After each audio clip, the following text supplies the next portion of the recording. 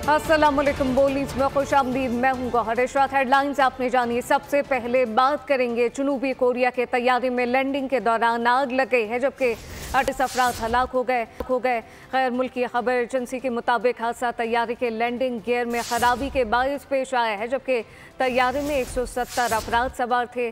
तैयारा runway के गिर्द लगी बाढ़ से जा टकराया।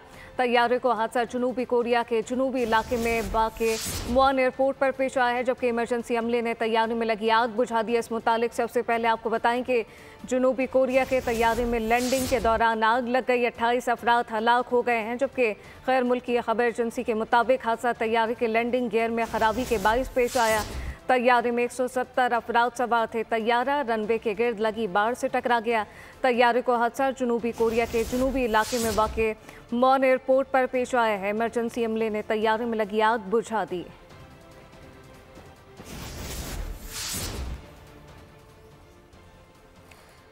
और अब इस मुतालिक आपको ये भी बताएं कि जनूबी कोरिया के तैयारे में लैंडिंग के दौरान ये आग लगी, जिसमें 28 अफराद हलाक हो चुके हैं। जी हाँ, तैयारे में आग लगी है, जिसके नतीजे में 28 अफराद हलाक हो गए। खैर मुल्की खबर एजेंसी के मुताबिक अब हादसा तैयारे के लैंडिंग गियर में खराबी के बायस पेश आया है। जी हाँ, जब लैंडिंग हुई तैयारे की तो इसके लैंडिंग गियर में खराबी पैदा हो गई, जिसमें यह हादसा पेश आया है। ये बड़ा हादसा जनूबी कोरिया के तैयारे में लैंडिंग के दौरान आग लग गई। 28 अफराद हलाक हो चुके हैं, जबकि गैर मुल्की खबर एजेंसी के मुताबिक हादसा तैयारे में लैंडिंग के गियर में खराबी के बायस पेश आया है। तैयारे में 170 अफराद सवार थे। जी हाँ, इस वक्त आपको बताएं कि तैयारे में कुल 170 अफराद सवार थे।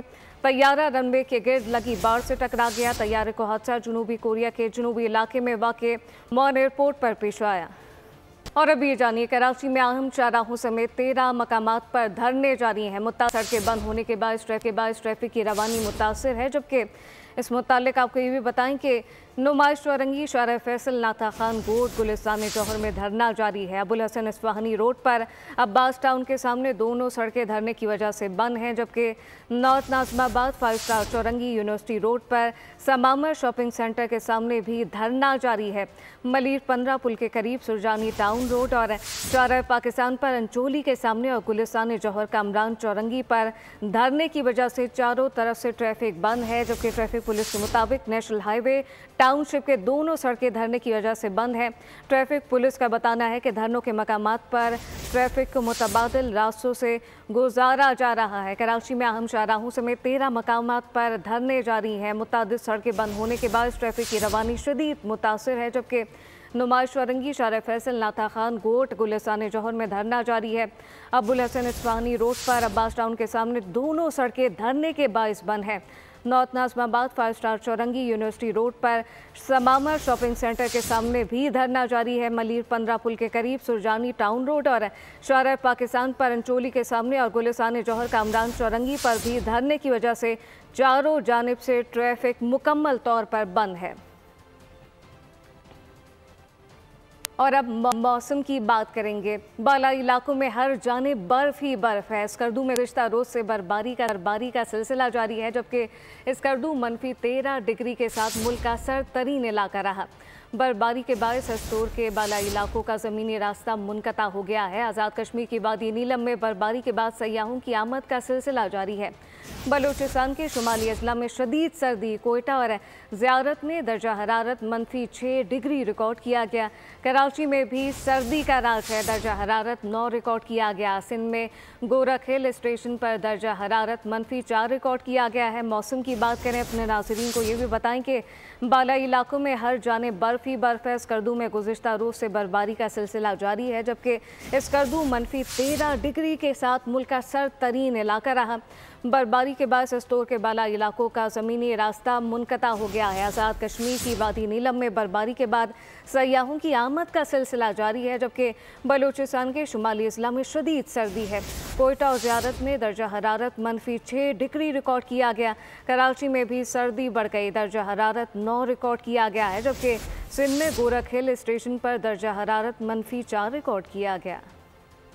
लाहौर के मुख्तलिफ इलाकों में शदीद धुंध, ट्रैफिक की रवानी मुतासर होने लगी है। Davis road Sunder Das road, Cantt airport, canal road, campus road पर शदीद धुंध है। मोटरवे पर भी धुंध के डेरे हैं, जबकि मोटरवे M3 लाहौर से समंदरी तक धुंध के बायस बंद कर दी गई।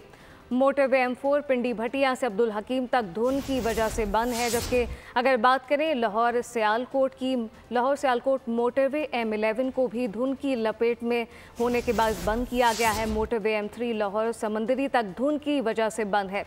गुजरात में भी धुंध है। GT रोड पर हद निकाह 50 मीटर रह गई है। इस मुतालिक मजीद क्या तफसीलात हैं अफजाल अब्बासी से जानते हैं। अफजाल बताइएगा, मजमूई तौर पर क्या सूरत हाल है?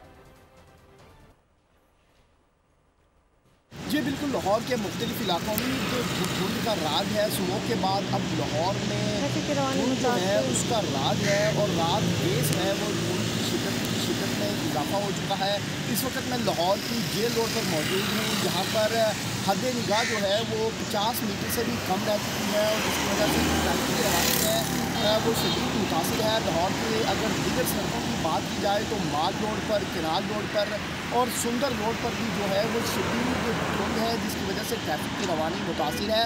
और इसके साथ साथ अगर मोटरवे की बात की जाए तो सुबह सवेरे से जो है वो मोटरवे भी का हाल बंद है और सरकार मोटरवे का ये कहना है कि शहरी जो हैं वो गैर ज़रूरी सफ़र से गुरेज करें। मौसमियात का ये कहना है कि कम से कम 7 जबकि ज़्यादा से ज़्यादा 18 सेंटीग्रेड तक मौसम दर्जा हरारत रहने का इम्कान है और इसके साथ साथ शहर का मतला आज अबर आलूद रहने का इम्कान। बहुत शुक्रिया भी जानिए कि फैसलाबाद डिजकोट में धुंध हद निगाह सिफर हो गई। ट्रैफिक की रवानी मुतासर है और मजीद क्या तफसीलात हैं राना बिलाल से जानते हैं। जी राना।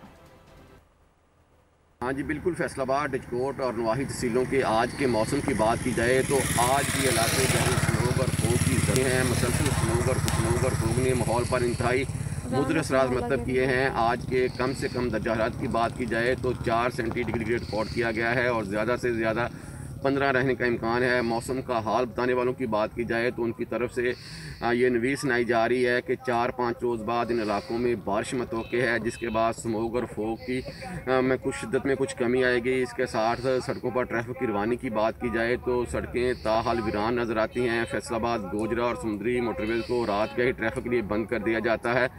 ट्रैफिक पुलिस की जानिब से शहरियों को हदायत की जा रही है कि ड्राइवर हजरात फोग लाइट का इस्तेमाल करें, अगली गाड़ी से मुनासिब फासला रखें और दिन के औकात में सफ़र करें। फैसलाबाद गुरदनवा का एयर क्वालिटी इंडेक्स दोबारा से बढ़ना शुरू हो चुका है और मुख्तलिफ इलाकों में 220 से 300 तक रिकॉर्ड किया गया है, जो इंतहाई मुज़र से करार दिया जाता है। राना बिलाल बहुत शुक्रिया। उकाड़ा और गिरदनवा के इलाके में शदीद धुंध है, जबकि मजीद क्या तफसीलात हैं राव नदीम से जान लेते हैं। जी राव।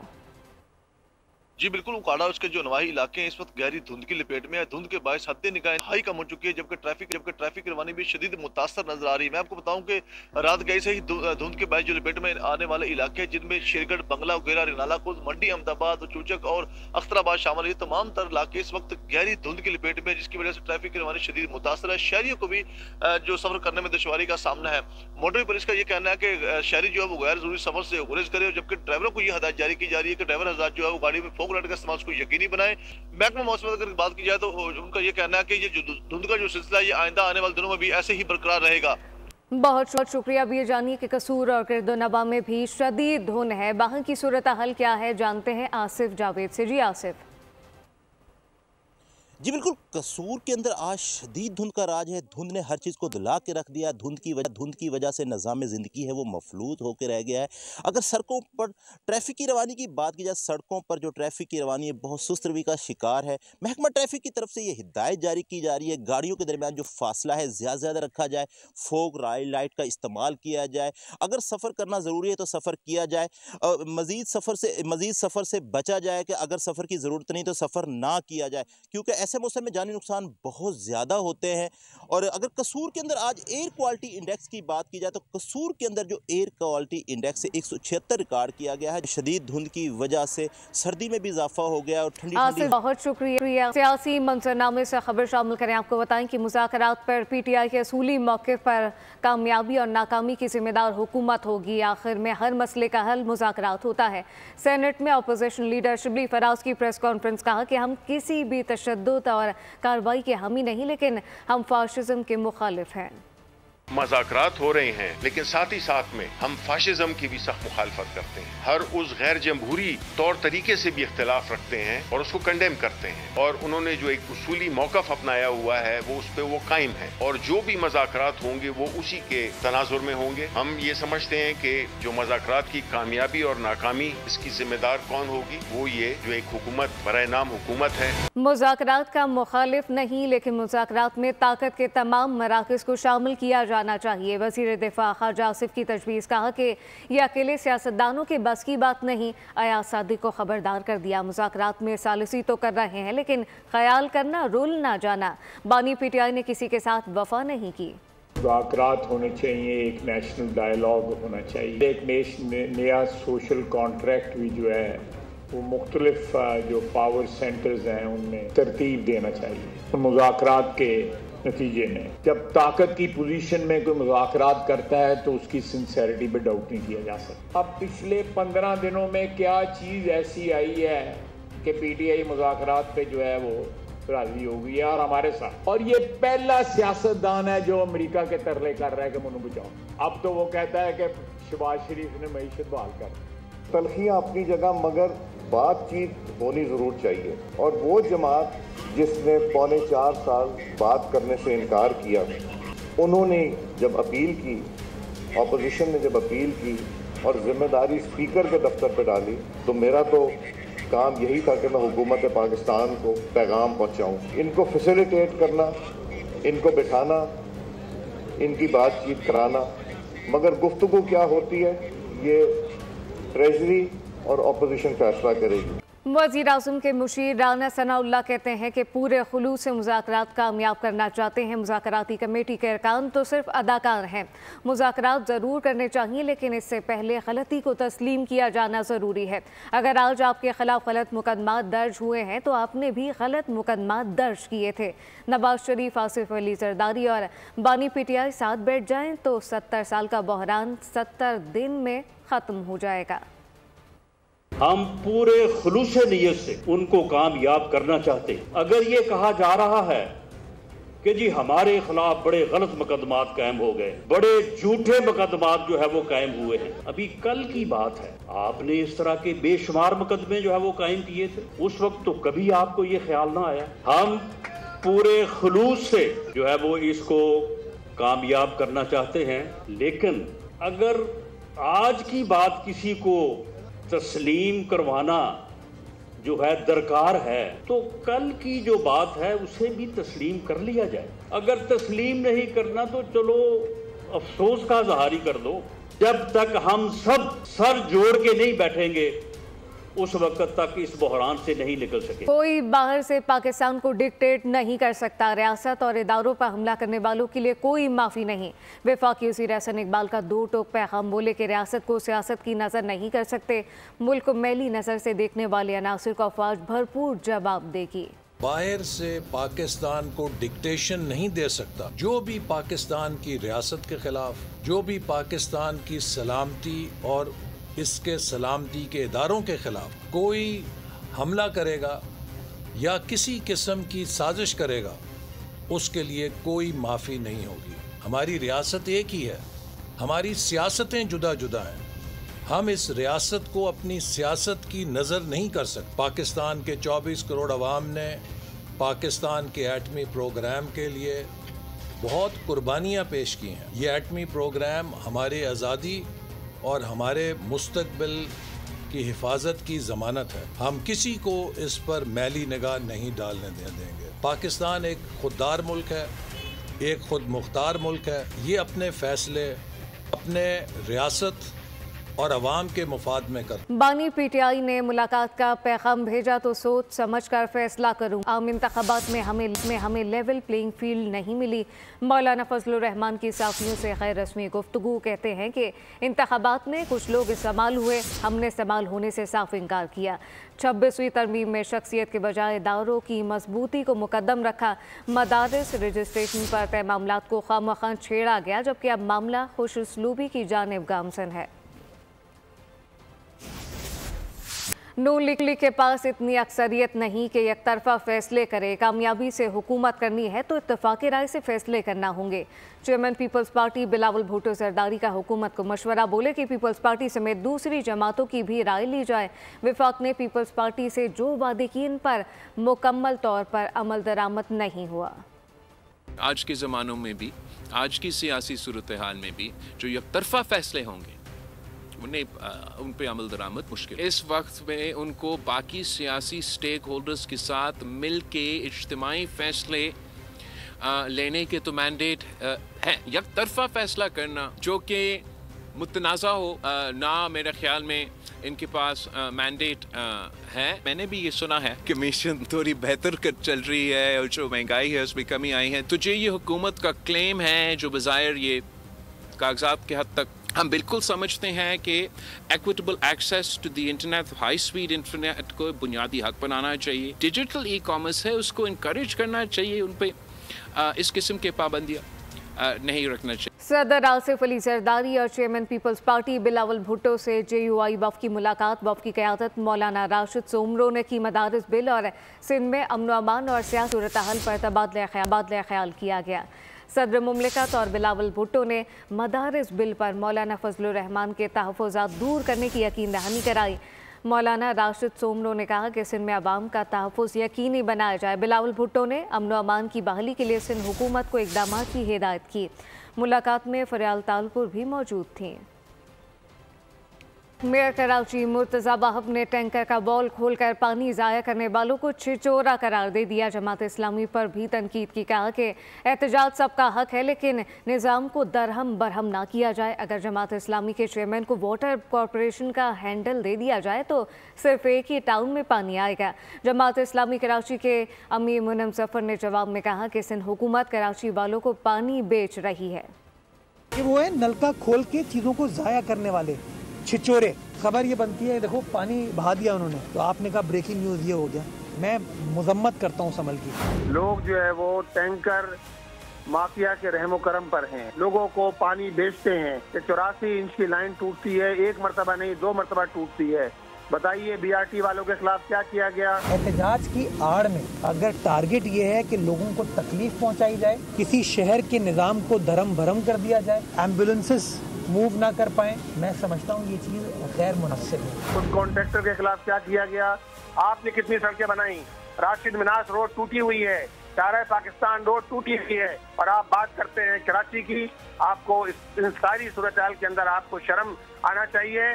मैं इसको बिल्कुल कहना चाहूँगा, इनका ऑडिट होना चाहिए। इनके फंड्स कहाँ से आ रहे हैं, ये आवाम की अमानत है। कारकुन से लेकर भलाई नज़म तक, यानी ऊपरी लेवल तक, प्रेसिडेंट अमीर तक, हर फर्द हमारा जो है वो पैसे देता है, जिसके नतीजे के अंदर हमारा ये पूरा निज़ाम चलता है। हादसात और दीगर वाक़यात का जिक्र करें। आपको बताएं कि फैसलाबाद से खबर, थाना ठेकरीवाला के इलाके में पुलिस मुकाबला, दो डाकू हलाक। मुलजिमान को पुलिस बरामदगी के लिए लेकर जा रही थी। साथियों ने छुड़वाने के लिए पुलिस पार्टी पर फायरिंग की। फायरिंग के दौरान अपने ही साथी गोली लगने से हलाक हो गए। हलाक डाकुओं की शनाख्त शाहिद और लियाकत के नाम से कर ली गई। मुलजिमान डकैती राहज़नी के दौरान ज़्यादती के 30 से ज़्यादा मुकदमात में मुलव्वस पाए गए। ओवर बिलिंग किसी तौर काबिल कबूल नहीं। ओवर बिलिंग में मुलव्वस अफसरान के खिलाफ कार्रवाई की जाए। वज़ीर आज़म शहबाज शरीफ ने बिलिंग निज़ाम में शफाफियत के लिए स्मार्ट मीटर की तनसीब जल्द मुकम्मल करने और बिजली चोरी की रोकथाम के लिए हिदायत कर दी है। शहबाज शरीफ ने बिजली की तकसीम कार कंपनी की कारकर्दगी का जायज़ा लिया। वज़ीर आज़म की ज़ेर सदारत इजलास में फेस्को के उमूर ज़ेर बहस आए। शहबाज शरीफ तकसीम कार कंपनी में भरपूर मेरिट पर करने की तनकीद की गई। कोताही पर कार्रवाई से भी खबरदार किया।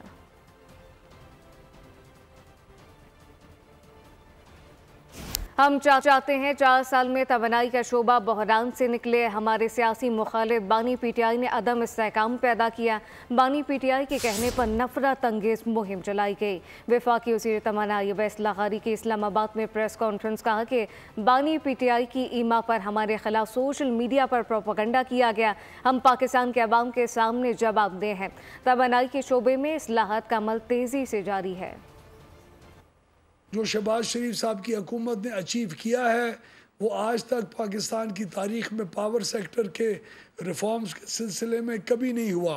जून के महीने में जहां पाकिस्तान की आवाम की औसत बिजली की कीमत 48 रुपये 70 पैसे थी, वो इन 5 से 6 महीने में हमने 44 रुपये और 4 पैसे में ला के खड़ी की। उनकी 4 साल की कारकर्दगी हमारी 1 साल की कारकर्दगी उनसे 50 गुना ज़्यादा बेहतर है।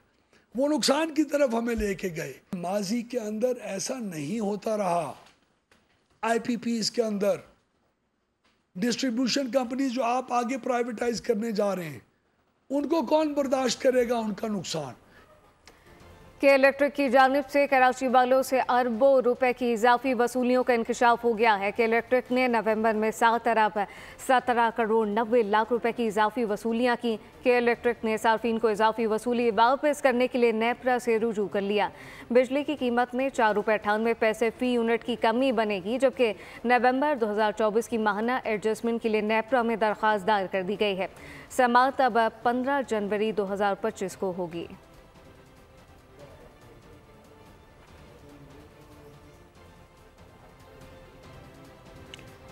खेल के मैदान से खबर। सेंचुरियन टेस्ट के तीसरे रोज़ का खेल अख्ताम। जनूबी अफ्रीका ने 148 रन के ताकुब में 3 विकेट पर 27 रन बना लिए। प्रोटीज को 121 रन मजीद दरकार, जबकि दूसरी इनिंग में इसकी 7 विकेटें बाकी हैं। दूसरी बारी पाकिस्तानी टीम 237 रन बनाकर आउट हुई।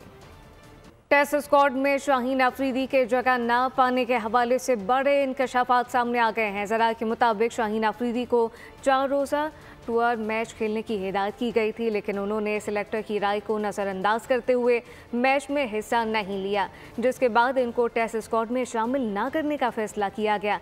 इसी तरह की हुकूमतूली बाबर आजम ने भी की, लेकिन इनको रिजवान के सरार पर टेस्ट स्क्वाड में शामिल कर लिया गया। ICC men's emerging cricketer of the year के लिए साइम अयूब नामजद हो गए हैं। जारी ओपनर ने महज 9 वनडे इंटरनेशनल मैचेस में 3 सेंचुरी और 1 निस्फ सेंचुरी के साथ 515 रन का मजमूआ हासिल किया। इंग्लैंड के एंडरसन और श्रीलंका के मेडिस और वेस्ट इंडीज़ के शमर जोसेफ को भी अवार्ड के लिए नामजद किया गया। गैर रिवायती शॉट खेलकर विकेट गंवाई गई। लेजेंडरी सुनील गावस्कर भाड़क उठे। ऋषभ पंत को अहमक करार दे दिया। गावस्कर ने मैच की सूरत हाल और फील्ड प्लेसमेंट के पेश नज़र शॉट को बेवकूफ़ी करार दिया। उन्होंने कहा कि आपके पास वहां 2 फील्डर थे और आप अब भी इस शॉट को खेलने की कोशिश कर रहे हैं। तीसरे दिन खेल के अख्ताम पर सऊद शकील की प्रेस कॉन्फ्रेंस। बैटिंग के शोबे की नाकामी का एतराफ़ कर लिया। मैच जीतने के अज़म का इजहार किया। कामयाबी के लिए सख्त मेहनत की ज़रूरत पर जोर दिया। पाकिस्तानी विमेन टीम की अहम रुकन स्टार बल्लेबाज सिद्रा अमीन की शादी की वीडियो वायरल हो गई। तकरीब लाहौर की निजी हाउसिंग सोसाइटी में हुई। सिद्रा अमीन और आदिल मसूद की शादी की तकरीब में ख़वातीन क्रिकेटर की बड़ी तादाद ने शिरकत की। वार्नर ब्रदर ने 1927 में दुनिया की पहली बोलती फिल्म पेश की, जिसका नाम दी जैज सिंगर रखा गया। फिल्म में गाने और कुछ डायलॉग शामिल थे। बाकी पूरी फिल्म खामोश और स्लाइड डायलॉग पर मुश्तमिल थी। इस फिल्म के कुछ सीन अब AI की मदद से रंगीन करके पेश किए गए हैं। न्यूज़ बुलेटिन से फिलवक्त इतना ही। मज़ीद खबरों और अपडेट्स के लिए विजिट कीजिए हमारी वेबसाइट bolnews.com। आप देखते रहिए बोल न्यूज़। सब्सक्राइब करें और बेल दबाएं ताकि कोई खबर रह न जाए।